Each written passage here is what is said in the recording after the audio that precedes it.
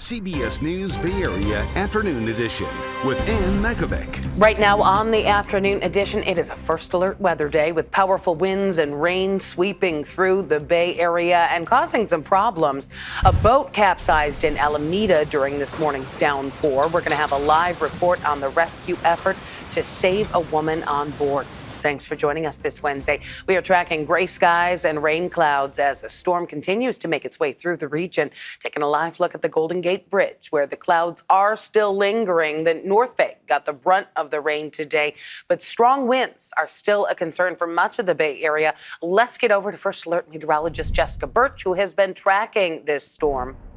And we're still dealing with that wind advisory issued by the National Weather Service right now. We can see gusts today anywhere up to around 45 miles per hour as these showers continue to track off into the east. What you're seeing is a time lapse of the next 24 hours.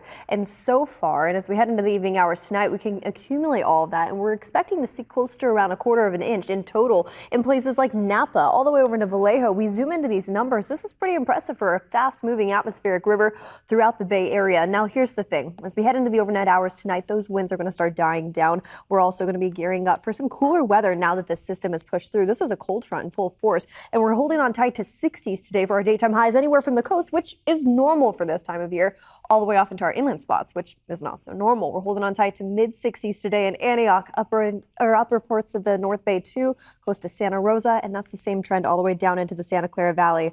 This right below me is the advisory issued by the National Weather Service. It's a wind advisory that's going to stay in effect throughout the next couple hours as these winds can get anywhere up to around 20 to 30 miles per hour, gusting up to 45. So as I play this just into the afternoon hours, earlier this morning, it was already strong, pushing in from offshore. Here, you see that time lapse just below me. Now, as we advance into the next couple hours, those winds slowly start to die down into the evening hours tonight. This cold front pushes through. We're left with calmer conditions on the back end of the rest of this week. I'll have more on that, though, coming up in just a bit. For now, back to you. All right, thanks, Jess. And our Brad Hamilton out covering some of the fallout from this storm. He's live in Alameda with the rescue on the water during this morning's rain. Brad. And you can certainly feel this wind right off the water here. This is the Encinal boat deck, where right behind us here, a boat was completely submerged in water and was at the center of a dramatic rescue. And right now we know that the woman on this boat this morning was taken to the hospital with minor injuries, thankfully there. But as for how it all started, Alameda Fire told us that they received a call around 7 this morning that a vessel anchored along the rock wall was taking on water and close to capsizing. While awaiting emergency help, the anchor line broke and the boat drifted freely into the rock wall and then the boat ramp here. When crews arrived, they were able to save the woman from this boat with what they called their full rescue response. We heard from a young fisherman who witnessed the rescue effort. There was a lot of cop cars and stuff earlier here. Okay. But they just pulled the lady and put her in the ambulance, but I'm pretty sure that was sinking by the time, because that boat was already up there by the time it got here. In talking with that Alameda fire official, he says that full rescue response includes them, Oakland Fire, and also the Coast Guard. He says this is something that they actually do more often than you might think, but he said it was obviously very choppy waters here. The weather really making it very difficult for all of them. And thankfully, as you heard, that woman that was on that boat this morning is expected to be okay. They don't know where she was docked initially, why she was on this boat, but the best news is, again, she is going to be okay. Absolutely. I'm sure she has quite a story to tell. Brad Hamilton live for us in Alameda. Thanks. The storm also causing plenty of power outages. Taking a look at the current PG&E outage map, you can see the green and yellow dots throughout the Bay Area showing where customers are being impacted. Mostly smaller outages, but there is a larger one right now in the Brentwood area. Let's get over to Veronica Macias live in Mill Valley, keeping an eye on the conditions in the North Bay and the recovery efforts when it comes to the power. And right now we have some cheers in the background here at Tamalpais High School. The parking lot flooded as a result of the king tide. Some people successful in getting their cars out. We've been seeing staff coming by with the cart here trying to get students and teachers on their way out. The coastal area of Marin here seeing damaging winds as well today as a result of this storm. Overnight, PG&E recorded a gust north of 80 miles an hour out here in Marin. Well, this area, the flooding, not hindering the response, though, from the utility company. Crews right now, they're working to restore power for some 1,600 customers around the North Bay at this hour. But let's go ahead and show you the conditions from earlier this morning. This was over in San Rafael during the morning rush hour. The downpour had passed, and we didn't see it as heavy compared to what we saw during our way into work at about 5 a.m., which caused some ponding on the side of the roads. However, the sideways rain making it messy for people today. The combination of rain and wind causing a lot of the branches in the area to fall. Power was restored to some 18,000 PG&E customers since midnight, we're told.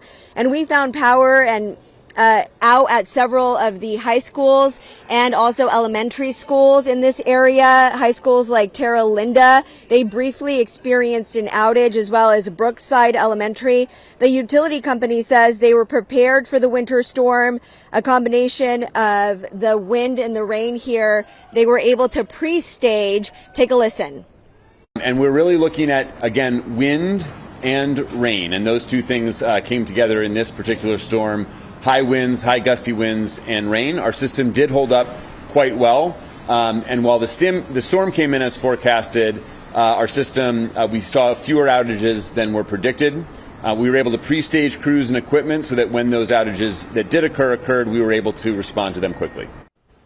So the bulk of the outages north of us over in Humboldt, the power outages here in the North Bay expected to be restored, repaired in a few hours, we're told. They said by early afternoon. So there's a lot of cheers here because it seems like they're being able to take these cars out from the flooded parking lot. We're not far from the Pickleweed Inlet. So this road here, Miller Avenue, completely closed and not open to traffic at this hour, but not bad at all. Ann? Okay, yeah, I think if one of those was my cars, I'd just wait it out because you know it's going to recede. All right, Veronica Macias live for us in the North Bay. Taking a live look right now at San Francisco's airport, where dozens of flights were delayed this morning because of that storm. An airport official says about 7% of SFO's flights were affected. The airport's ground delay program is in effect, causing arriving flights to be delayed by an average of about 2 hours. Stay with us for updates on this first alert weather day as we keep an eye on those winds. You can go to our website, kpix.com, or check us out on the free CBS News app.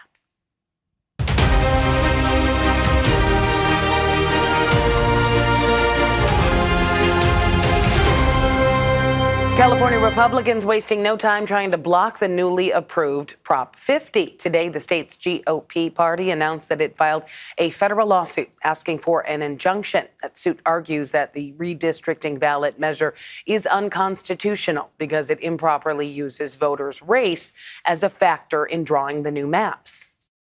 And what we have seen with Prop 50, these maps, they are completely diminishing the voices of other groups to benefit other groups. They have weaponized this entire process, and they have lied to the California voters. Voters decisively approved Prop 50 last night, which is in response to a Texas redistricting effort. You can see the most recent results show it passed by almost 64%. The new maps are set to take effect for the 2026, 2028, and 2030 elections. The goal is to flip 5 House seats for Democrats in next year's midterms. You can see the current map there on your left, and then how it will change on the right under Prop 50, turning Northern California mostly blue and leaving only a couple of Republican strongholds. It is a major victory for Governor Newsom, who spoke in Sacramento last night with a call to action for other states. We need the state of Virginia. We need the state of Maryland. We need our friends in New York and Illinois and Colorado. We need to see other states meet this moment head on as well, to recognize what we're up against in 2026.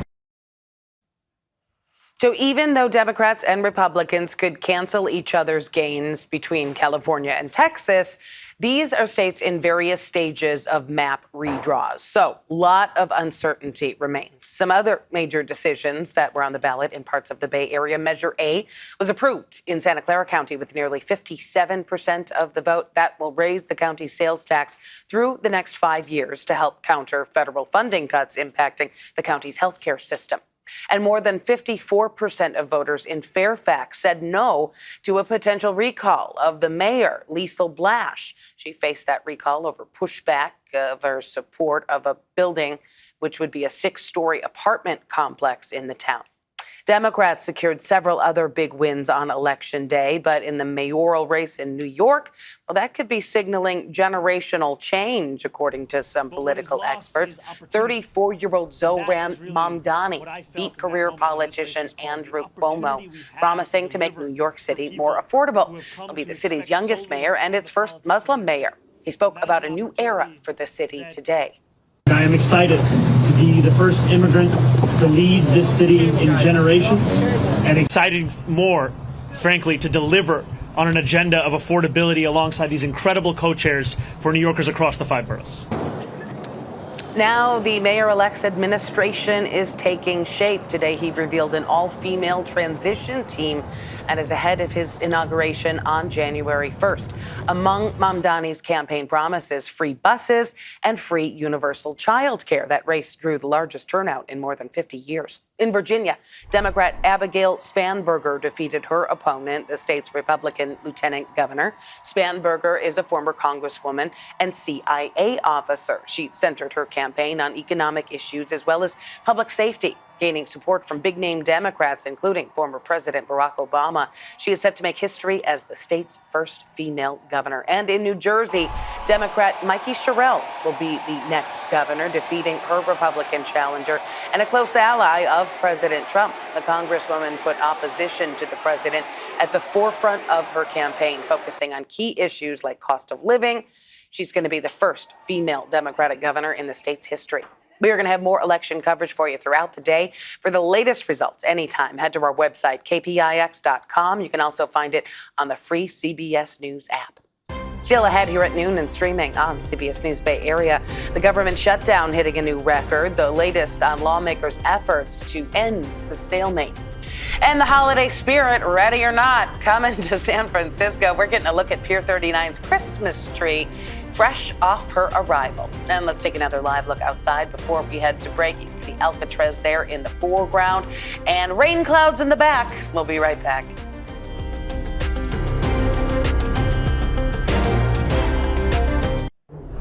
Well, that government shutdown, now the longest in U.S. history at 36 days, beating the previous shutdown record set during President Trump's first term in 2019. Senate Republicans met with the president this morning for a breakfast where he said last night's election was not good for the party and that the shutdown was a big negative. The Senate not scheduled to vote on the House-passed spending bill today. Little earthquake shaking up San Benito County early this morning, a 3.1. That hit just after 7 near San Juan Bautista.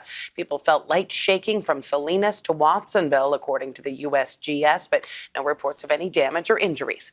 San Francisco's Pier 39 getting ready for the holiday season. A 60-foot white fir tree arrived at Fisherman's Wharf this morning from Bernie, that is in Shasta County. That tree weighs between 10,000 and 13,000 pounds. It's going to be decorated with LED lights and over 500 ornaments. Well, the wet weather is here, and that means snow in the Sierra. That's raising some hopes for a good start to the ski season. This is the snow coming down at Sierra at Tahoe and Twin Peaks, the resort getting ready for opening day on November 28th. All right, back to our first alert weather day. Taking a live look outside, you can see those dark clouds hanging around the bay, but it looks like the clearing is in view. Right, Jess? You're pretty much right. We can still see some lingering showers throughout the next couple hours and gusty conditions too, but we just saw that live look up into Tahoe. Yeah, for all of our skiers and snowboarders that live here in the Bay Area, it's going to be a good season. And I mean, we're seeing anywhere up to around 4 to 12 inches up there from the exact same storm system that swept throughout our neck of the woods just earlier this morning. We had heavy showers in the forecast this morning. We still have lingering showers into this afternoon. In total, we could get close to around 1/4 of an inch all the way up into places like Vallejo. Vallejo, and Napa. About 1/10 of an inch up into Santa Rosa, stretched down into San Francisco along the 101, and we continue to track south. That storm moved in from north to south, so it brought in some more impressive rainfall totals for our friends up in a wine country compared to some of us down in the Santa Clara Valley. But nonetheless, we're still all holding on tight to cool weather today. We talked about this earlier. We have 60s in store for us today, and that wind advisory is going to remain in effect until around 4 o'clock this afternoon. So here's what's happening for us. Some of those stronger winds this morning got up to around 30, 35 miles per hour, gusting up to 45 just along the coastline. It'll start to die down into the evening hours tonight, but as we take a quick check of that radar, I want to show you where we're at right now if you're about to head out the door. This was just within the past hour or so. Now we're starting to see lighter showers still up into places like San Rafael, Mill Valley, Vallejo, stretched over into Fairfield too, but a lot lighter. It's really just a cloudy setup for us as those showers continue to move off into the east into the evening hours tonight. So keep the umbrella nearby, but in reality, by the evening hours tonight, you could ditch it, and then we dry up fast as we head into this weekend's forecast. It's still going to stay cloudy as we head into this weekend, and daytime highs, they're going to struggle to warm up into the 70s. We'll get there as early as Saturday and Sunday for our friends along the bay, but we'll hold on to those cloudy conditions heading into next week too. So what you see behind me right now is that live look over the Bay Bridge. We're starting to see a little bit of sunshine peeping through those rain clouds, and we're going to continue to see drier conditions into the evening hours tonight. 70s on tap for us for the rest of this week for our friends in our inland spots. It is a first alert weather day. Take it slow out there, especially on the bridges and on the roads, especially with these winds. We'll have more on that coming up in a bit. Back to you. Thanks, Jeff. Still ahead, we're going to meet the quarterback who got his first NFL snap on Sunday. Coming up in your Red and Gold report. Mac Jones has kept the 49ers afloat while Brock Purdy has been sitting out because of his injuries. Vern Glenn reports a third quarterback entered the game on Sunday for the Red and Golds. This is the Audi Red and Gold report. You hear that? Nothing? Silence by the trade deadline. So, can the 49ers get it done with their current roster? We'll see in about 9 weeks. Meantime, backup quarterback Mac Jones has led the Red and Gold to 5 wins in Brock Purdy's absence. And this past weekend, the Niners saw a third quarterback enter a game. What do you think about when the 15th round when you're coming out? Third stringer Adrian Martinez played his first NFL snap, and he can thank Jones. The Niners were in victory formation in the win over the Giants, so that cleared the way for Jones to call in some relief. Kyle already took his headset off, and I'm like, go on, Adrian. So I just subbed myself out, snuck to the sideline. Once we were taking a knee, I definitely wanted Adrian to be there, and he's just been awesome, to be honest. He's a good friend of mine. With the Red and Gold report, I'm Vern Glenn. Get this, starting today, you can tee off at Oracle Park, the ballpark Back 9, a 5-day event, turning the park into a 9-hole golf course. You can tee off from 4 different levels.